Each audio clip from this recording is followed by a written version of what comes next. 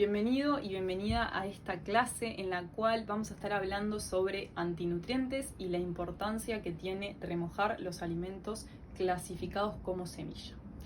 Seguramente te estás preguntando qué es un antinutriente, ¿tá? Podríamos decir que lo que para nosotros los humanos hoy lo catalogamos como un antinutriente son al mismo tiempo sustancias producidas por el reino vegetal que protegen la semilla contra insectos, contra hongos, contra plagas y le permiten a ese reino, el reino vegetal, garantizar las condiciones para que esa semilla germine, ¿sí? Genera entonces una protección para la evolución de la especie del reino vegetal. Estas sustancias pueden producir diversos problemas nutricionales y de la salud al ser humano que las consume regularmente y sin una transformación correspondiente. Podríamos decir entonces que los antinutrientes son en general sustancias químicas naturales de los alimentos que son catalogados como semilla, que pueden tener efectos indeseables en la alimentación si no se utilizan las técnicas apropiadas para una correcta reducción o eliminación de esos antinutrientes, que ahora vamos a entender un poco más esto. ¿A qué me refiero cuando digo alimentos semilla? Alimentos semilla son las legumbres, son los cereales como el arroz, la quinoa, el mijo y los frutos secos, ¿sí? Existen varios tipos de antinutrientes. Para nombrarte simplemente algunos de ellos, tenemos las lectinas, tenemos los inhibidores enzimáticos, tenemos el ácido fítico, tenemos los oxalatos, tenemos el gluten, que también es un antinutriente, ¿sí? Todos estos son antinutrientes porque nosotros, los humanos, no tenemos la capacidad para digerirlo, porque no contamos con las enzimas digestivas necesarias para desarmar esas estructuras y transformarlas.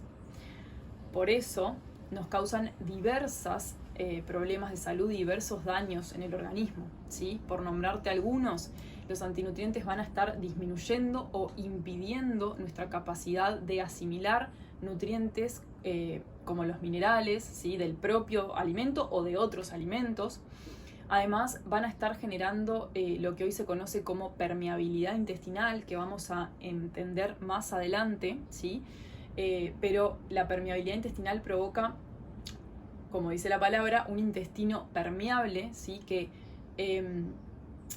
va a hacer muy deficiente nuestra digestión, ¿sí?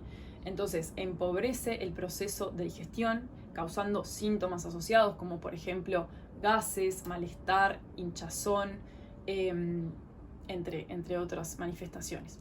También estos antinutrientes generan deficiencias nutricionales como la anemia, como la osteoporosis y problemas en el sistema inmunológico como las alergias, ¿sí? Porque obviamente, de nuevo, estos antinutrientes van a despertar nuestro sistema inmune, ¿sí? El origen de los antinutrientes, ¿sí? El mecanismo de acción, el efecto sobre la salud, todo lo que vengo diciendo, y su localización en cada semilla está extendido a lo largo de todo el reino vegetal y varía dependiendo de la especie de la semilla. Cada antinutriente suele encontrarse en un alimento en concreto, como por ejemplo el gluten se encuentra en el trigo, ¿sí? Pero también está en algunos otros cereales. Y también algunos alimentos pueden tener más de un tipo de antinutrientes. Entonces, si queremos evitar problemas alimenticios y obtener el máximo beneficio de estos alimentos semilla, necesitamos eliminar estas sustancias de este tipo de alimentos. Se preguntarán cómo podemos eliminar estas sustancias de estos alimentos. Y en realidad es que más que eliminar, debemos transformar, ¿sí? Estos antinutrientes para evitar este tipo de problemas de salud y estas carencias alimentarias. ¿Y qué pasa?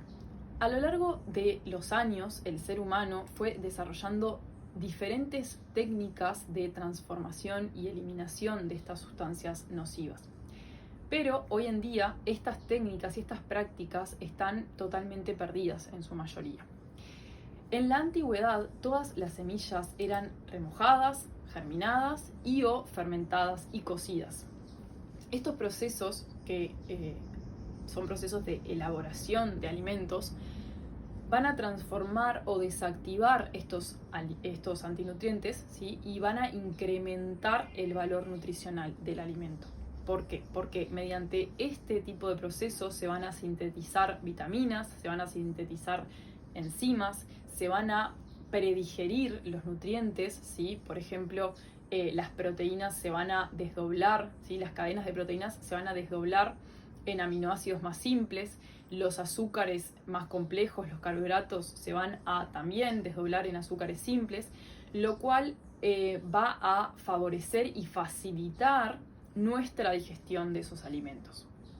Entonces, voy a hacer un pequeño paréntesis acá para comentar algo que me parece interesante traer cuando hablo de este tema. Y es que en la antigüedad el ser humano no tenía la capacidad de conocer desde una mirada científica qué era un antinutriente. Ellos no conocían la estructura del ácido fítico o del gluten, ¿sí? Porque no lo podían ver al microscopio o no lo podían analizar desde esta visión.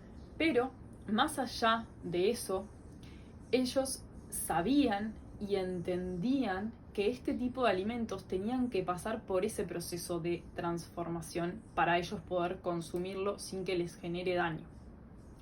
Y siento que esto es bien interesante porque este vínculo y esta conexión que tenía el ser humano antiguo con su entorno y con la naturaleza es algo que tenemos que revisar y que valorar, ¿sí? Porque por eso muchas medicinas se guardan en la sabiduría de esas civilizaciones antiguas, porque su conexión de nuevo con su cuerpo y con la naturaleza era mucho mayor que el que tenemos hoy en día, ¿tá? No quiero decir con esto que esto sea mejor o esto sea peor, no, pero simplemente poder observar estos hechos y reflexionar al respecto y traer lo que sí era bueno de aquella época, ¿sí? Traer quizás esa conciencia corporal y esa conexión con el alimento natural. Entonces, ahora sí, ¿qué sucede cuando yo remojo ese alimento? Las semillas, o sea, como venimos diciendo, los cereales, las legumbres, los frutos secos, están secos, justamente, están carentes de agua. Y en su interior contienen microbios, ¿tá? Algunos de estos microbios mueren cuando la semilla se seca, ¿sí? Y otros se vuelven simplemente inactivos. Entonces, al remojar, al ponerlos en agua, estamos despertando estos microbios inactivos y también sus enzimas, ¿tá? La actividad enzimática de ellos. Y esto es importante porque estos microbios sí tienen la capacidad metabólica de digerir y desarmar y transformar estos antinutrientes. Las enzimas de estos microbios van a servir como catalizadores, ¿tá? Permitiendo que ocurran las reacciones químicas metabólicas necesarias para transformar. Y estas enzimas, estos catalizadores, están muy determinados por las condiciones del ambiente, como la temperatura, como el pH, como la oxigenación, entre un montón de cosas. Entonces, al remojar un alimento, por ejemplo, un poroto frutilla, estamos despertando todos estos microbios que están dormidos en él y sus enzimas, y de esta forma vamos a dar paso a la activación de procesos microbianos que van a modificar ese alimento haciéndolo más digerible para nosotros. Nosotros podemos cooperar con estos procesos microbianos para seguir creando las condiciones en las que estos microbios actúan de forma más activa, ¿sí? Para poder transformar de forma más eficiente nuestro alimento. Por ejemplo, lo mínimo que nosotros podríamos hacer sería remojar en agua, ¿tá? En invierno quizás podemos remojar en agua un poco más tibia. Podríamos ponerle una cucharadita de vinagre o una cucharadita de agua de kéfir, que si no sabes lo que es, más adelante lo vamos a entender mejor. Lo que logra esto es bajar, disminuir el pH que estos microbios necesitan un pH un poquito más ácido, entonces les favorecemos su trabajo, su entorno óptimo para que ellos puedan trabajar mejor. Podríamos también agregar un cultivo de más microorganismos, de más bacterias, que esto, por ejemplo, lo podemos hacer o con suero o con kéfir, ¿sí? Voy a dejar una tabla que creo que la voy a mostrar acá en pantalla, que está bueno analizar un poco. Igual la voy a dejar también para que la puedan ver en la página. En esta tabla adjunta lo que estamos viendo es la reducción del ácido fítico que se encuentra en las lentejas según el proceso, según los diferentes procesos, que le hacían a esas lentejas. El ácido fítico es un antinutriente que, como su nombre lo indica, va a robar el hierro, ¿sí? Va a quelar, se le dice en química, el hierro, y no nos va a dejar absorberlo. Entonces, allí podemos ver muy claramente cómo solo hervir las lentejas no alcanza para garantizarnos una buena dosis de hierro. De hecho, eso es lo mínimo que podemos hacer con este alimento y es lo mínimo que todos hacen, porque nadie se come una lenteja cruda. El cocinar la lenteja está obviamente generando transformaciones dentro de ese alimento que ayudan a nuestra digestión. Pero no alcanza con eso, como están viendo acá, ¿sí? Lo mínimo que tendríamos que hacer todos es remojar ese alimento, y después yo lo que considero y lo que seguramente charlemos es que dependiendo de tu estado físico, de tu estado de salud, de tu estado de tu intestino y de cuáles sean tus necesidades, va a ser las transformaciones extra que vos le tengas que hacer a ese alimento. Así que bueno, llegando al final de esta clase, espero que esta información te haya servido para entender mejor por qué es que hacemos tanto hincapié en remojar los alimentos, ¿sí? Y que también lo estés haciendo. Importante. Nos vemos en la próxima.